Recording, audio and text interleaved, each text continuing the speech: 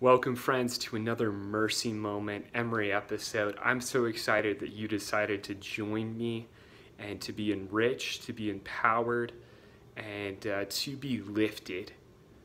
That's the goal of these episodes, is to lift your life through elevating perspective and offering new insight for the journey that we are all on called life. So with that said, friends, I'm excited about the topic today, as we're going to talk about struggling when you don't feel like you have enough to fulfill the task in front of you, that you're feeling this lack between your ability and what's being demanded of you.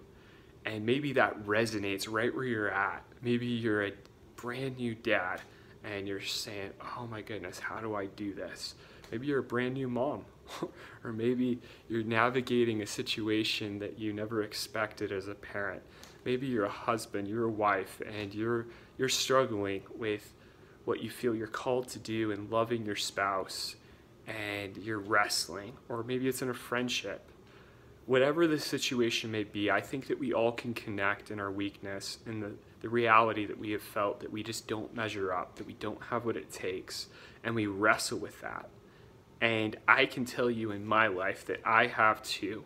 And I want to present a solution. I'm not just painting a problem for the sake of connecting with you on a level of empathy, but also to present a solution through a story that I want to unpack together in vulnerability. And this story is real, it's transparent, it's vulnerable. It's not something I've shared to date.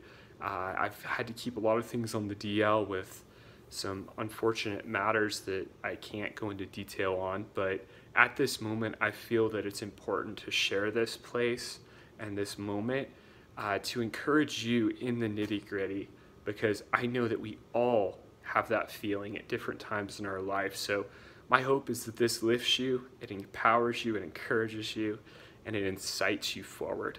So rewind with me back to March of 2020. The world's going nuts. COVID's stirring up all this fear, everything's shutting down, things are going bonkers.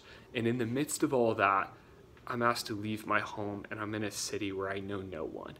And internally, I was freaking out. I was struggling. I was like, what in the world is going on? I don't know what to do. I don't know where to go. And 2 years previous, I had given my word to a dear friend of mine that I have been pouring into his life and discipling for close to 7 years now, and we've built this beautiful friendship. Absolutely love this man, a man of excellence. He had asked me to do his wedding 2 years before COVID came in 2020, and everything unfolded in my life where I'm going through this separation with my ex-wife.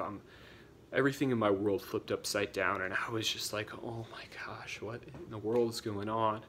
And in this place, my ex-wife and I had started doing premarital with this beautiful couple. And in the midst of this, I'm just wrestling. So I'm feeling like a complete failure.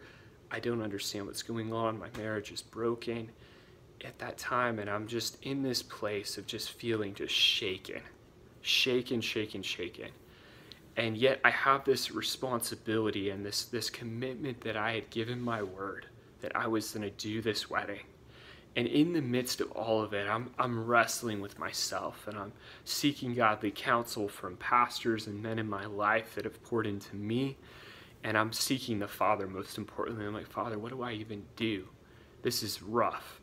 So I transparently laid it out to this couple where things were at, where I was at, where my heart was at for them. And in that place, instead of being rejected, which I was concerned, because it really was a bummer, man. It was a real bummer what was going on. Instead, they embraced me, and they said, Zach, because you've been real with us, we want you to do it all the more.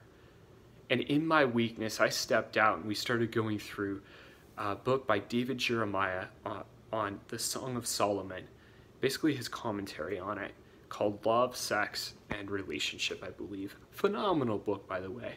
And I'm learning so much. I'm just diving deep to become the husband I need to be, and I'm pursuing to become better, and walking through these details with this beautiful couple in weakness. And out of my weakness, I was able to really share from my life from mistakes, from failures. So instead of sharing from strength and success, I was sharing from my weakness and in my brokenness.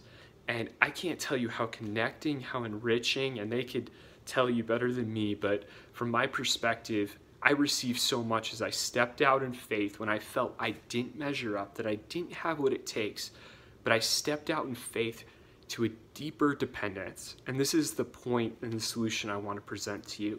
When you don't feel you measure up, when you don't feel you have what it takes, the solution is deeper dependence on the one who has all capacity, who is more than enough, more than is sufficient, and is our sufficiency. It's not about your ability, it's about his everlasting resources, his everlasting capacity, his everlasting and unending power.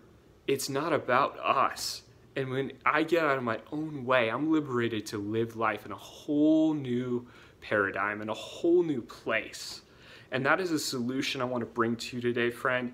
When you don't feel you measure up, when you feel you don't have what it takes, look to the one who has everything and more.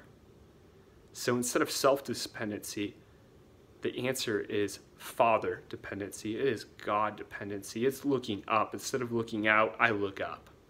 When things look hazy here, I've got to look up. And that's the solution. Look up. Stop looking at this level, what's in front of you and what you can see. Look up and get a renewed perspective of his eternal sufficiency. That's the whole point. Jesus came because we couldn't do it, to empower us so we could live a life that we never could without him. And it's about being dependent. Dependency isn't weakness. Submission is not weakness. Meekness is not weakness. It actually is true power and liberty and freedom in your life. And I can't tell you how blessed I was as I stepped out and I partnered with my stepdad, Vernon, and he did all the logistics that I didn't feel comfortable with, not having an ordination, not having the legal stuff. He does.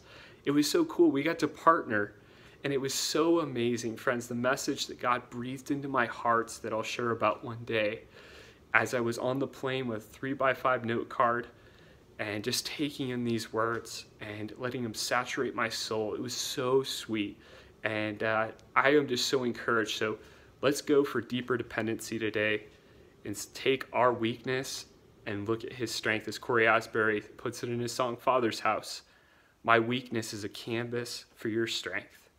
That is the point. Weakness is a place to receive. So may you be empowered and enriched today.